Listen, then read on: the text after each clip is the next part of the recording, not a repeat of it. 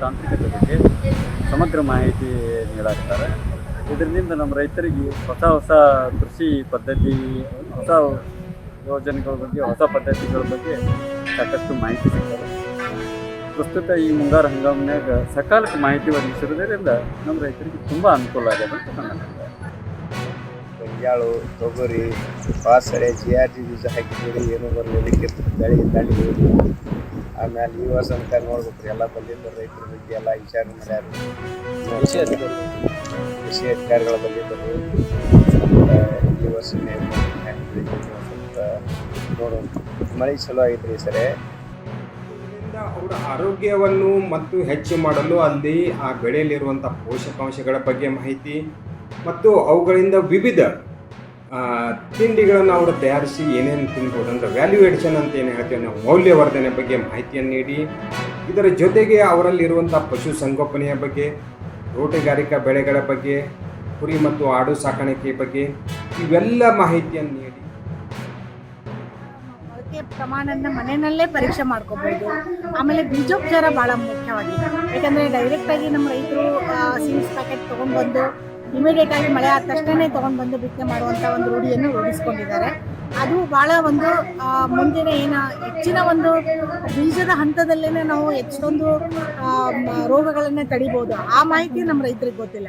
So ಬೀಜಕ್ಕೆ ನಾವು ಉಪಚಾರ ಮಾಡಿ ಬಿತ್ತೋದ್ರಿಂದ 20-30% ರೋಗಗಳನ್ನು ಮುಂದಿನ ಒಂದು ಹಂತದಲ್ಲಿ ಬಂತಕ್ಕಂಥ ತಡೆ ಹಿಡಿಬಹುದು.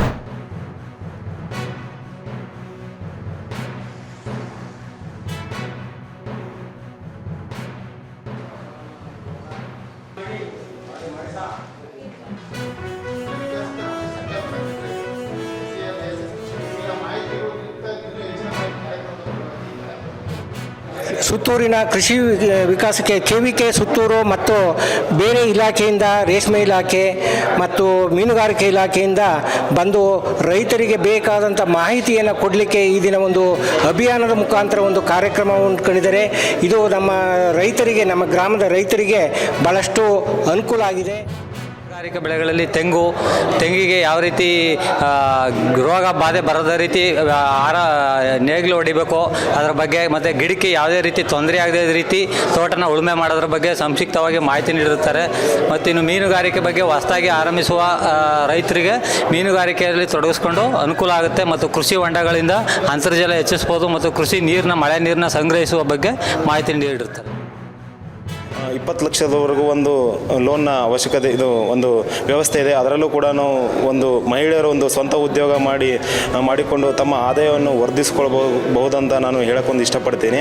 ಅದೇ ರೀತಿ ಮುಖ್ಯವಾಗಿ ಎಲ್ಲರೂ ಒಂದು ರೈತರ ಆದಾಯವನ್ನು ದ್ವಿಗುಣ ಮಾಡೋದಕ್ಕೆ ಒಂದು ಆಹಾರ ಸಂಸ್ಕರಣೆ, ಮೌಲ್ಯವರ್ಧನೆ ಮಾಡೋದರಿಂದ ಒಂದು ರೈತರ ಆದಾಯ ದ್ವಿಗುಣ ಮಾಡ್ಕೋಬೋದು. ಇದರಿಂದ ನಾವು ಒಂದು ಆಹಾರದ ಒಂದು ವೇಸ್ಟೇಜ್ ಅನ್ನು ನಾವು ಕಡಿಮೆ ಮಾಡ್ಕೋಬೋದು ಹೇಳೋಕ್ಕೆ ಇಷ್ಟಪಡ್ತೀನಿ. ಪರಿಸರದ ಒಂದು ಅರಿವನ್ನು, ಪರಿಸರ ಸಂರಕ್ಷಣೆಯ ಒಂದು ಅರಿವನ್ನು ಕೂಡ ನಾವು ಮೂಡಿಸಿದ್ದೇವೆ. ಹಾಗಾಗಿ ಈ ಒಂದು ನಿಟ್ಟಿನಲ್ಲಿ ದೇಶಾದ್ಯಂತ ನಡೀತಾ ಇರ್ತಕ್ಕಂಥ ಈ ಒಂದು ಅಭಿಯಾನದ ಕಾರ್ಯಕ್ರಮದ ಒಂದು ಸೌಲಭ್ಯವನ್ನು ಎಲ್ಲ ರೈತ ಬಾಂಧವರು ಕೂಡ ಈ ಒಂದು ಅಭಿಯಾನದಲ್ಲಿ ಭಾಗವಹಿಸಿ ಹೆಚ್ಚಿನ ಮಾಹಿತಿಗಳನ್ನು ತಗೊಂಡು ತಮ್ಮ ಒಂದು